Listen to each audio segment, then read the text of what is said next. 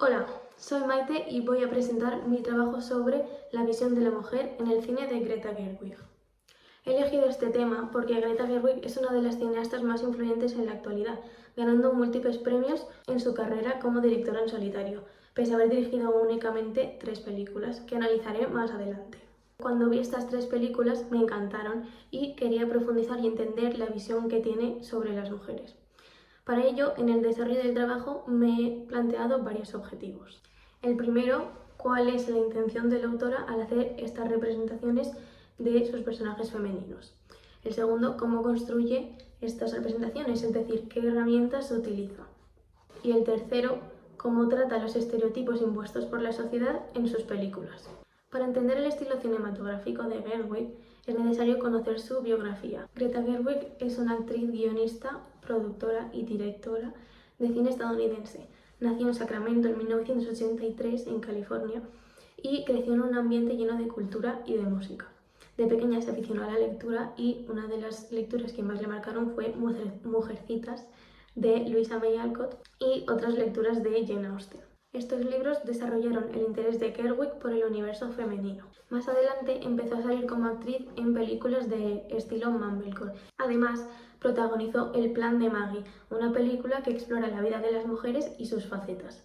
Esto regeneró en Gerwig el deseo de escribir películas sobre mujeres. Si hablamos del estilo de Greta Gerwig, se pueden identificar ciertas características que coinciden en todas las películas que ha dirigido. El eje central de las películas son las mujeres y las relaciones entre ellas. La estructura narrativa de sus personajes femeninos se basa en la de los héroes de los relatos míticos, es decir, utilizan el término de la partida del héroe, por ejemplo en Lady Bird, cuando la protagonista cada vez se aleja más de su madre. Después, en los límites del héroe o de la protagonista, en este caso se encuentran cuando Lady Bird no tiene la validación de su madre. Y por último, la epifanía, que es el momento de encontrar la identidad del héroe, y el momento del retorno a casa, se pueden ver en la película al final del todo cuando Lady Bird o Christine llama a su madre para aceptar el nombre que le han puesto y así aceptar su identidad. También se utiliza la comedia como recurso para diferenciar la realidad en la que viven los personajes, que es muy dura, y darle un contraste con la vida que quieren vivir los personajes. Otra característica muy importante es la utilización del lenguaje. Este marca el ritmo de la película y muchas veces se solapan los diálogos, es decir, los personajes se pisan las líneas y así retratan muchas veces la comunicación en la vida real, porque normalmente no nos escuchamos. Por último, se utiliza el contraste entre los filtros cálidos y fríos para retratar el paso del tiempo. Ahora, adentrándome en el marco teórico, he investigado sobre las primeras teorías sobre la representación del cine. Estas empezaron a desarrollarse sobre los años 70 más o menos y en este contexto es el feminismo contemporáneo, que considera el cine como una actividad semiótica, es decir, que crea significados mediante imágenes o palabras. Y entonces estas teóricas se empezaron a preguntar sobre el discurso dominante en el cine. Las primeras teorías feministas sobre el cine se desarrollaron en Estados Unidos y Gran Bretaña. Y la pregunta que se hicieron fue: ¿qué significados se están proponiendo sobre las mujeres? Para esto cogieron como modelo a las películas del cine clásico de Hollywood y vieron que solo habían 2 representaciones de mujeres. Una que era la mujer buena, que se representaba como más maternal, que cuidaba a los hijos y al marido sin ninguna carga erótica. Y luego la otra, que era la mujer fatal, la femme fatal, cuyo objetivo final era convertirse en buena gracias al amor romántico. Las teorías que se desarrollaron en Estados Unidos tenían un talante más sociológico y se centraban en criticar el contenido de las películas. Es decir, si en el cine se representa la realidad y la sociedad de la realidad es patriarcal, no se van a representar las mujeres en lugares de poder porque eso estaba mal visto en la sociedad. Por otro lado, las teorías desarrolladas en Gran Bretaña criticaban la forma en la que se representaban a las mujeres, o sea, se centraban en los planos que se utilizaban, los movimientos de cámara que representaban a los dos tipos de mujeres que he explicado antes. En este contexto, en la obra Mulvey crea el concepto que a lo mejor lo habéis escuchado, que se llama male gaze, que bueno, se conoce como la mirada masculina. Quiere explicar el cine que utilizaba que utilizaba a la mujer como un objeto para ser mirado, describiendo la mirada general de los hombres heterosexuales, ya sean los espectadores o los creadores de la película. Estas películas eran las que criticaban estas teóricas. Después, en los años 80, surgen nuevas teorías que intentan superar algunos aspectos que trataban las otras teorías. Por ejemplo, Laura Mulvey acusaba a estas primeras teorías de invertir lo bueno y lo malo. O sea que el cine conocido como el male gaze, o sea, el masculino, se consideraba como el malo porque utilizaba a las mujeres como objeto de deseo y símbolos de belleza y no retrataba otros aspectos. Y el cine considerado como bueno, que sería el cine femenino, era el cine independiente que se creaba fuera de Hollywood y muestra a mujeres en diferentes roles que no fueran estos de los estereotipos. Y las teorías que criticaban las de los años 80, o sea, las anteriores, decían, o por lo menos se entendía, que solo había un tipo de cine, que era el cine que se movía por sitios más independientes, era el único cine feminista que podía combatir a las grandes producciones de Hollywood. Entonces, para solucionar este problema, las nuevas teóricas de los años 80 crearon el término female gaze, o sea, mirada femenina. Este tipo de cine ponía en el foco las experiencias de las mujeres como línea conductora para las historias. Con este nuevo enfoque se pretendía hacer una representación más realista y más compleja de las mujeres y no solo decir esto es malo y esto es bueno, que es lo que hacían las otras teorías, sino ampliar las posibilidades narrativas de las películas. Vale, según Jill Soloway, este female gaze tiene tres características principales. La mirada de la persona protagonista.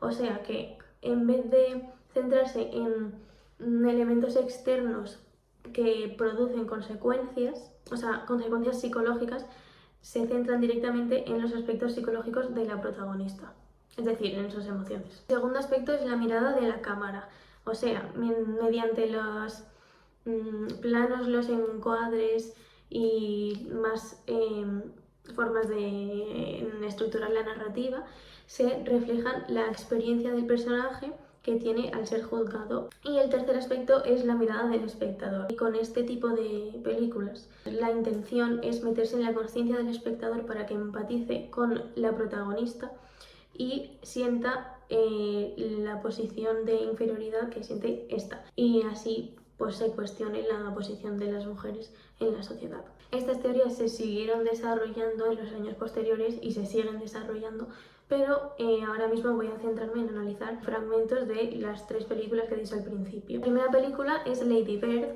de 2017. A esta película se la considera una coming of age movie. Bueno, es la típica película que transmite el paso de la adolescencia a la edad adulta y las primeras relaciones amorosas del protagonista, etc. Pero bueno, en Gerwig, en vez de centrarse en estas primeras relaciones amorosas, se centra en la relación materno-filial entre la protagonista, que es Lady Bird o Christine, y su madre Marion. Para transmitir este tipo de relaciones de manera más realista, lo que muchas veces se utiliza en la película es hacer diálogos en los que en un momento están hablando totalmente normal y en el siguiente están discutiendo y al revés. Otra característica importante en la relación que mantienen esta madre e hija es la incomunicación que tienen durante toda la película. Por ejemplo, Marion escribe cartas a su hija pero nunca se las llega a mandar.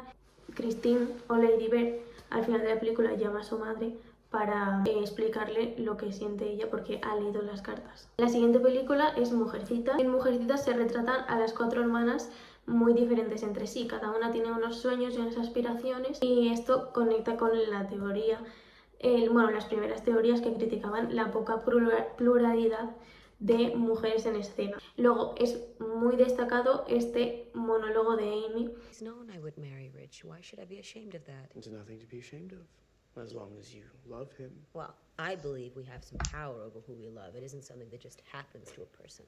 I think the poets might disagree. Well, I'm not a poet. I'm just a woman. And as a woman, there's no way for me to make my own money. Not enough to earn a living or to support my family. And if I had my own money, which I don't, that money would belong to my husband the moment we got married. And if we had children, they would be his, not mine. They would be his property. So don't sit there and tell me that marriage isn't an economic proposition, because it is. Este monólogo enlaza con todos los aspectos que hemos visto antes del female gaze, porque Amy es consciente de la sociedad en la que vive y que siendo mujer se le espera que se case por amor, pero también entiende que su situación implica que nunca va a llegar a poder poseer nada.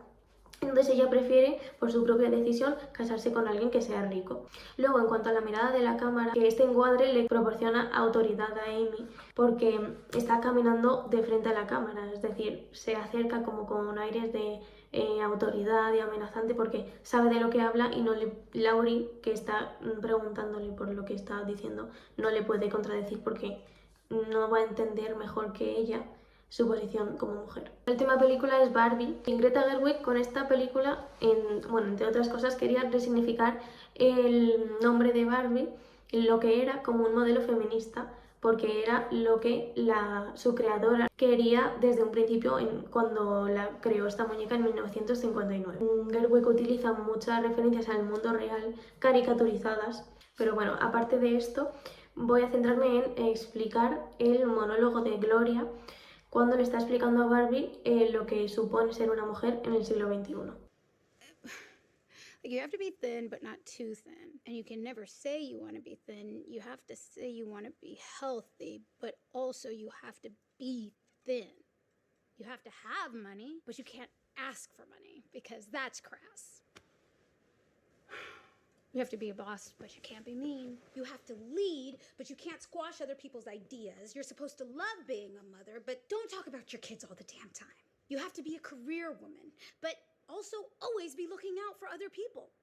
You have to answer for men's bad behavior, which is insane, but if you point that out, you're accused of complaining. You're supposed to stay pretty for men, but not so pretty that you tempt them too much or that you threaten other women, because you're supposed to be a part of the sisterhood, but always stand out and always be grateful. Está clarísimo, pero lo voy a resumir.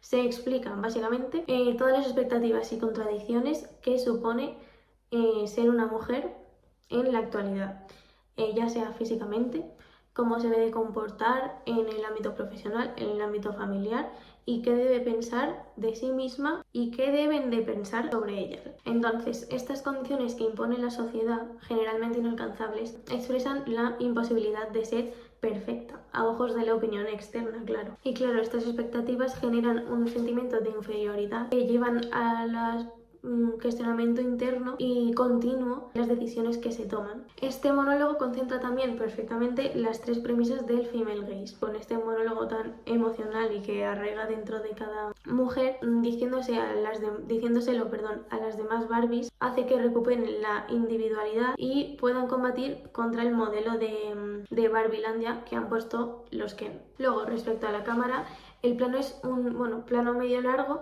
Está un poco contrapicado, aunque no se aprecia mucho, pero la mirada de Gloria, que está mirando hacia abajo, que está Barbie, la sitúa en una posición de superioridad y autoridad y refleja la importancia que tiene este mensaje. Con este monólogo se anima al espectador a empatizar con las mujeres y lo anima a reflexionar sobre ello. Por último, me gustaría destacar que para Gerwig esta película tiene un carácter feminista y se expresa ya hacia el final de la película en palabras de la Barbie presidenta, que explica que no cree que Barbielandia deba volver a ser como antes, cuando las Barbies estaban al mando, sino que ninguna Barbie ni ningún Ken deben sentirse a la sombra y considerarlos así a todos por igual. Entonces, para acabar, Las conclusiones que he sacado haciendo mi trabajo son que la autora quiere explicar que no se puede encasillar a las mujeres en ningún estereotipo, porque igual que todos somos personas y todos somos diferentes, para representar a las mujeres reales no se las puede encasillar en ningún sitio. Después utiliza herramientas formales como diferentes planos que reflejan autoridad o la conexión entre los personajes para enfrentar a las mujeres, y